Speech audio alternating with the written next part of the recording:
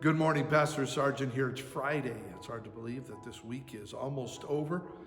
We are just a few days removed from our Easter service, and I believe reports are still coming in. I believe that God has done some amazing things, and I'm excited about all the reach, but at the same time, there is nothing like being in the house of the Lord together with the body of believers, worshiping, magnifying God, and letting Him touch and change our lives. Wanted to come to you this morning just with a thought that's kind of been on my mind the last few days. About 3 weeks ago on a Wednesday night, I taught out of 2 Chronicles chapter 20, and it hasn't been able to get away from me. And I was looking again this morning throughout this chapter, and there are a few things that really stuck out to me that I just kind of want to address. I guess you could call them 7 steps to victory. 7 steps to victory.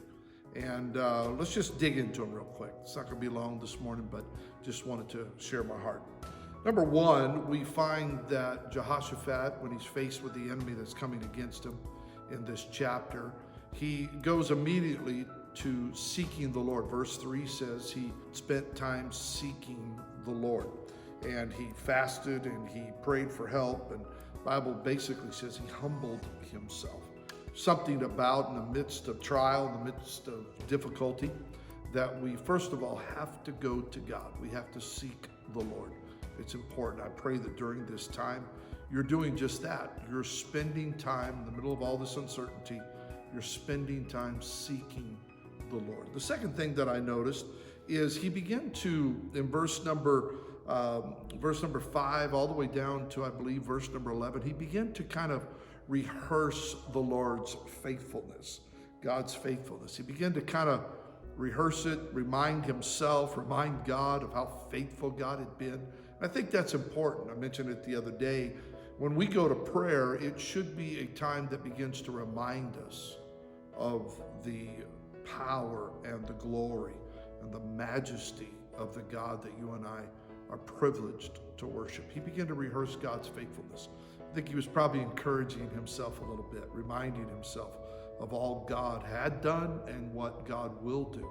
The third thing I see is, once again, he says, our eyes are upon you. In verse number 12, he looked to God one more time. And I brought this out in our lesson about 3 weeks ago on the one constant.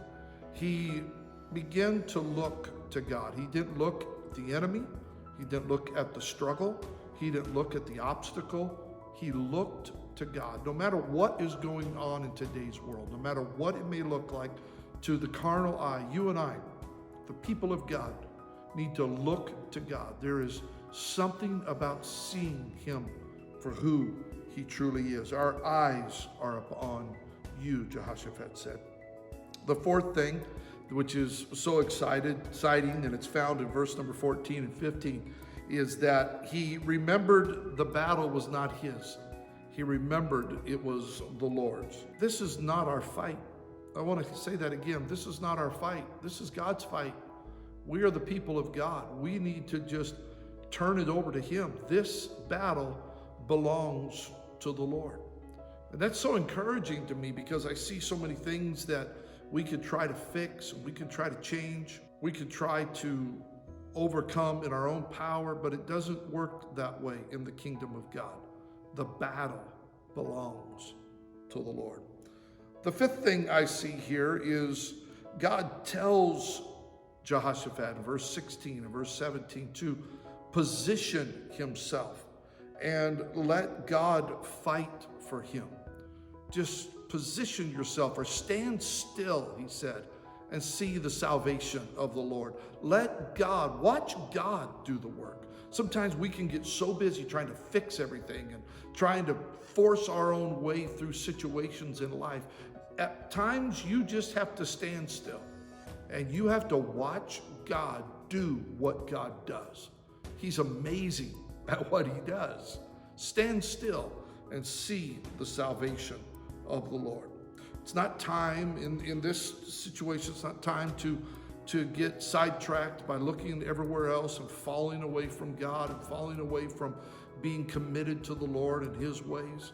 It's time to stand still, position yourself, square your shoulders back, Be the person God called you to be. The sixth thing I see here in verse number 18, verse number 19 is Jehoshaphat then began to worship and praise God. Worship takes worry out of the equation. Worship and praise begins to magnify God in a way that sets him up to do what only he can do. I would challenge you during this time. I hope you're praying. I know many of you are texting me and calling and saying, Pastor, my relationship with God is deepening. I'm so excited about that. That is so awesome during this time that many of us are going to God in prayer, praying more than we've probably ever have before. This is a good thing. This is a good thing. But take time to worship in your times of prayer. If you got to turn on some praise music, turn it on and just worship God. There's something very powerful about a child of God's worship. And finally, in verse number 20, he had to believe in the Lord. He got his reassurance. He heard from God, stand still and see my salvation. He began to worship God. But at the end of the day, he still had to believe in God. He had to have confidence in God's ability. Our God is able to do exceeding abundantly above all that you and I can ask or think, according to the power that worketh within us. Trust in God. Learn these 7 steps to victory today. Get your mind in the right place. Spend time seeking God. Spend time worshiping God.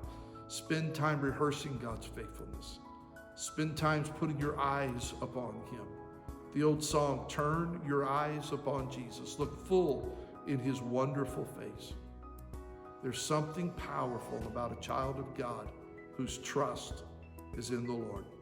Love you. I say it every time, but I'll say it again. I miss you all terribly. Praying for you daily. Praying God's direction. Stay strong. Keep your eyes upon the Lord. This too shall pass. We'll be back together again soon. May the Lord richly bless you.